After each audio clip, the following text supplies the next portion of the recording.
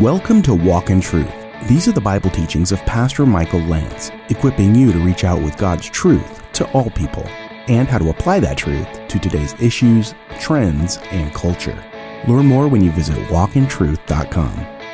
Now here's part 2 of Pastor Michael's teaching in 2 Samuel 20 called A Kingdom Shaken. So David did what he could. Notice in verse 3, he placed them under guard. I think that means he tried to protect them. He provided for them.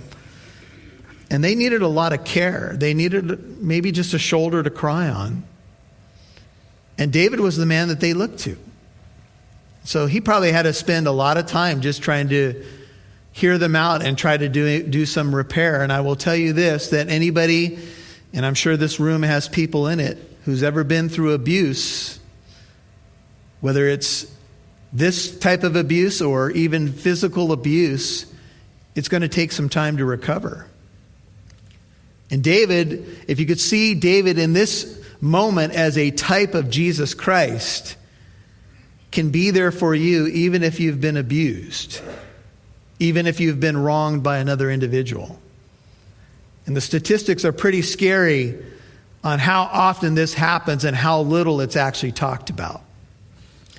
But David went home and he put the ladies under guard. He knew that they needed to feel safe, and he provided what they need. He provided them with sustenance. But he was not with them again. And there are some scholars that believe the reason that David wasn't with them again is found in Leviticus 18:5-15, that there was some sort of defilement that went on, and David did not want to break the Levitical law. That's certainly a possibility. His son had been with these women, so that's a possibility. But here's another thought, and this came from another commentary I read this week, that maybe David, upon coming home, decided that he was no longer going to have concubines in his life. Maybe he was thinking twice about the whole idea of a king having a harem and him having multiple women in his life. Maybe he started to think about the fact that God said from the beginning, a man shall leave his father and mother and cleave to his wife, singular. And the two shall become what? One flesh. Maybe David, after all he had dealt with, and sometimes, look, here's the truth of life. We got to learn most of our lessons the hard way. Right? It would be nice if some of us could say, you know what? That last lesson I learned was so easy. I learned the easy way this time. I had a friend tell me he made this mistake, and I said, I'm never going to make that mistake. Right? But the truth is that we have to learn most of our probably most substantive, deepest lessons in our lives are learned the hard way. And here's the sad reality. These women, verse 3, they were shut up until the day of their death, living as widows. The text would indicate, spent the rest of their lives with no man in their lives. They had to live out their days as widows. And that was because of David. That was because David had sinned with Bathsheba, but that was also because David did things outside of God's will. And even though David was forgiven, please hear what I'm about to say very well. Even though you can be forgiven by God, it doesn't mean the aftershock of consequences stops.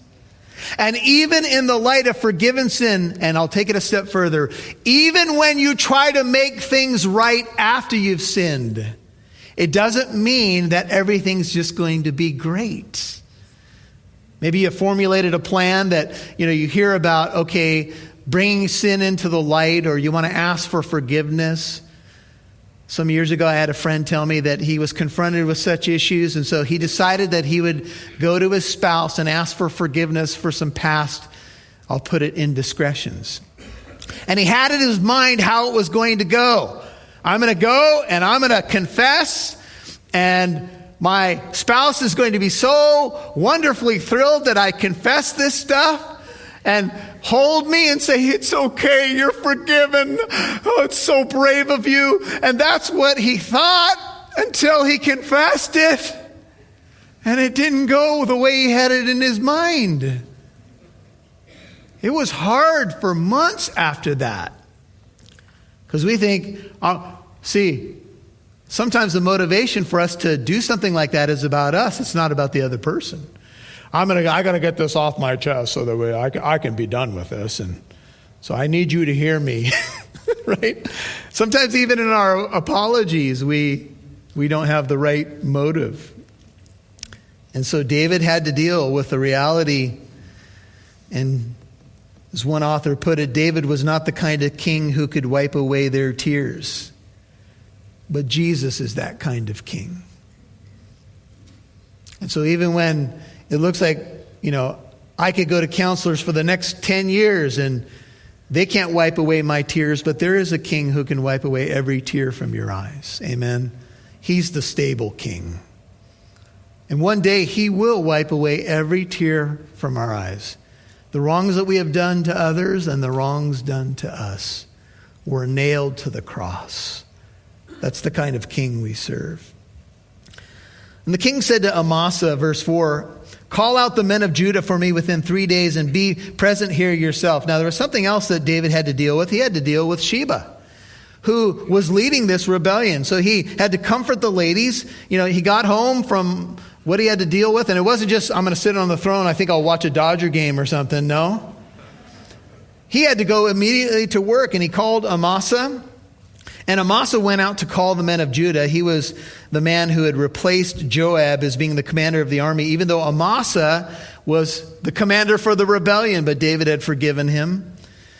But he delayed, verse 5, longer than the set time which he had appointed him. All of a sudden, Amasa wasn't coming back with the troops. It was just a little too much time for Amasa to amass the troops. And so David started getting a little bit worried. This guy had been part of a rebellion before, so maybe David was thinking, did this guy is he collecting an army for himself again? What's going on? So David said to Abishai, that's Joab's brother, David's nephew, now Sheba, the son of Bichri, will do us more harm than Absalom. Take your Lord's servants and pursue him, lest he find for himself fortified cities and escape from our sight. David said, we need to deal with this guy, and we need to deal with him now. Titus 1:11 talks about false teachers that must be silenced because they are upsetting or ruining. They are shaking up whole families, teaching things that they should not teach for the sake of sordid gain. Titus 1:11. Some people need to be stopped.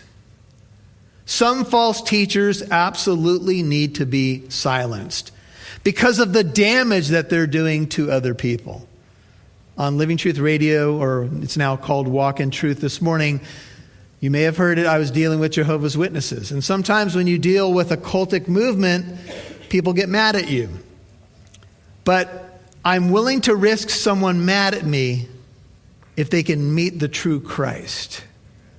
If they can find true hope and not a false hope.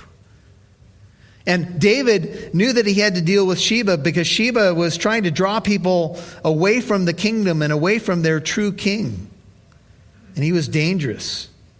Jesus talked about people who would try to stumble believers, even new believers. He said it would be better for those people if a heavy millstone be wrapped around their neck and they be cast into the depth of the sea. Why would Jesus say that if all roads lead to God? Why would Jesus say that if you can just pick whatever, quote unquote, Jesus you want? It really doesn't matter. No, these things are crucial. Jesus said if one of these little ones that believes me is stumbled, here's what should happen to the stumbler. And David says, we got to deal with this guy. So Joab's men went out after him along with the Cherethites, the Pelethites, and all the mighty men. And they went out from Jerusalem to pursue Sheba, the son of Bichri. Now I want you to notice some of the men are called Joab's men. He had led he commanded a third of the men against Absalom's rebellion. And Joab is still part of the army, but he's been demoted. Why had Absalom been demoted? Or why had Joab been demoted? Because he had killed Absalom. And remember, David was upset, and David said, I want Absalom spared. And Joab killed him, and David was mad. And Joab gave David the business for being mad. He said, you care more about your son who was trying to kill you than you do care about those of us who are trying to protect you. And so Joab's there, And Amasa is supposed to be leading the army, but Joab's men are there. By the way, Amasa means burden bearer. And when they were at the large stone or great stone, it was probably a historic landmark that people knew about, which was in Gibeon, about 5 to 6 miles northwest of Jerusalem. Amasa came to meet them. Now, apparently he had gathered an army, but he was a little tardy. Now, Joab was dressed in his military attire, Joab, the former commander.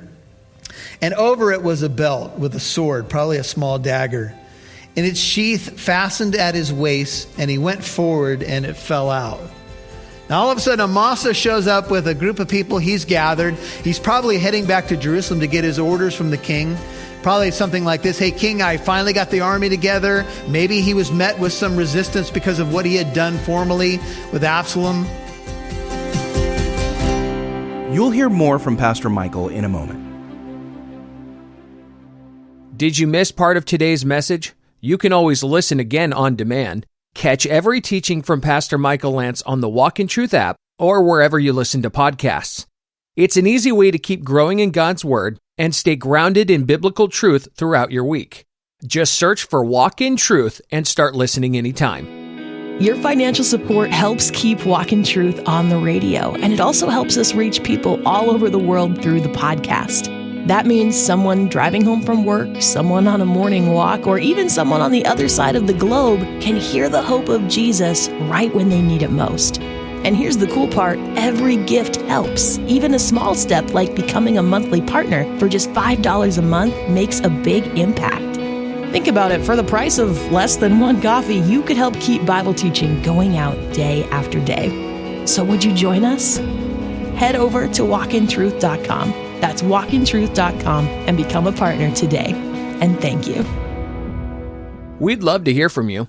If today's teaching on Walk in Truth encouraged you, challenged you, or raised a question, reach out and let us know. Send your comments, reactions, or questions to contact@walkintruth.com or give us a call at 844-48-TRUTH.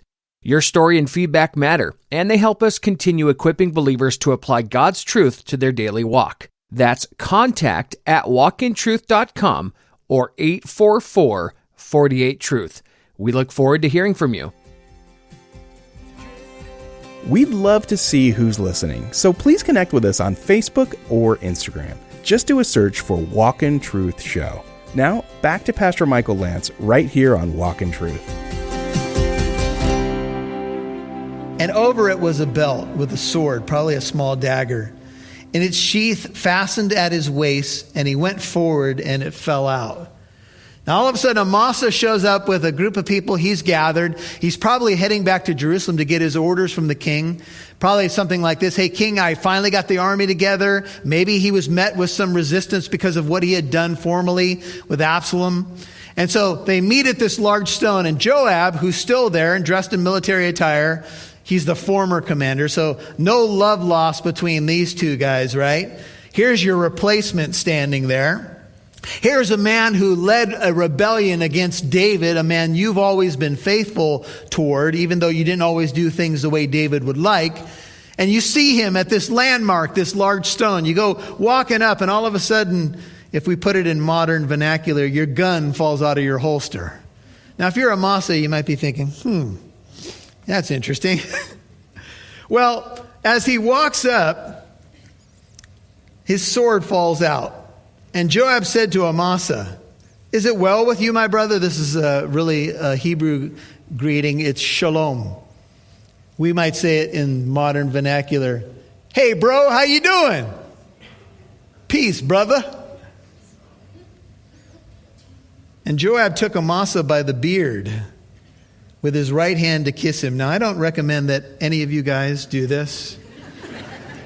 Some of the people who are new to Christianity are just trying to get over the fact that men hug each other. So we understand. Do not grab them by the beard. That's really, I think this is an ancient Jewish thing that we don't recommend, right? But anyway, Amasa was not on guard against the sword, which was in Joab's hand. Maybe he just thought, he's just picking it up. And maybe this whole thing was a way for Joab to get the advantage. And so Joab, struck him in the belly with it. and this may ruin your donut you want to have afterwards, and poured out his inward parts on the ground, and did not strike him again, and he died. And then Joab and Abishai, his brother, pursued Sheba, the son of Bichri. Well, that's a nice greeting. Hey, brother, how you doing? Ooh! And it was over. And he's there now bleeding in the middle of the highway and dead. And some of you are thinking, what is Joab's problem? Exactly. That's what David always wondered about this guy. It seemed like Joab had David's back, but did things the way David didn't want them done. It seems for Joab, the answer was always the sword. And you may have a few friends in your life like this. You got to calm them down every now and then. Hey! When I first came to the church, we were playing in a Christian softball league. How many of you have ever played in a Christian softball league? Christian softball leagues are not always so Christian. And oftentimes, in the midst of competition, because we know how competition brings out the best in everybody, right? We would have some of our teams who would get a little upset at the umpire. If you've ever tried to be an umpire, you can't please the people. Half of the people are always mad at you, right? And so some of our players would be jumping up and down. I think that's a terrible call. You gotta be good. You need some glasses. And I'd be going, guys, this is a Sunday Christian league. Let's calm it down a little bit, right? Sometimes we just lose who we are. So Joab ends up killing Amasa, and maybe because he felt like Amasa was a traitor. Later in 1 Kings 2, David tells Solomon, he says of Joab that he shed the blood of war in peace. He put the blood of war on his belt and about his waist, and on the sandals on his feet. So David says to Solomon, act according to your wisdom, and do not let his gray hair go down to Sheol in peace. 1 Kings 2, 5, and 6. Ultimately, he was held responsible for what he did. Now there stood by him one of Joab's young men, verse 11, and said, whoever favors Joab and whoever is for David, let him follow Joab. Let's get moving, in other words. But Amasa lay wallowing in his blood in the middle of the highway. And when the man saw that all the people stood still, he removed Amasa from the highway into the field and threw a garment over him. When he saw that everyone who came by him stood still. You can imagine, you're one of the soldiers there. You see this meeting taking place. It looks like they're going to have a cup of coffee, and all of a sudden someone is laying there dead. And the people were stunned. And each person, as they were walking by, couldn't help but look at his dead body there in the middle of the street. And so one of the men pulled the body off the highway, put a cover over it, and basically said, if you're on David's side, you need to follow Joab right now. That was a lot of pressure to put on the people. And as soon as he was removed from the highway, all the men passed on after Joab to pursue Sheba, the son of Bichri. Now this is Sheba, went through all the tribes of Israel to Abel, even to Beth Makkah. Many of you remember from a previous sermon that Beth Makkah is a Boston way of saying the house of Makar. I thought that would go over better, but apparently it did. Makar, my car in Boston. Never mind. Anyway. See, people are walking out just because my jokes are horrible. I know you're not doing that, JT. I love you. I'm used to it. It's okay. And so, all the Berites, verse 14, probably another way to say the Bichrites, a clan or the father of Sheba, they were gathered together and also went after him. So he got some sort of following, did this Sheba, this rogue leader, but it seems like he didn't have a whole lot of success. It was just people from his clan. And he went about 100 miles to the north, 25 miles north of the Sea of Galilee. This is the top of the nation of Israel, probably near the base of Mount Hermon. And he set up shop in this place called Beth Makkah. And he tried to entrench himself there.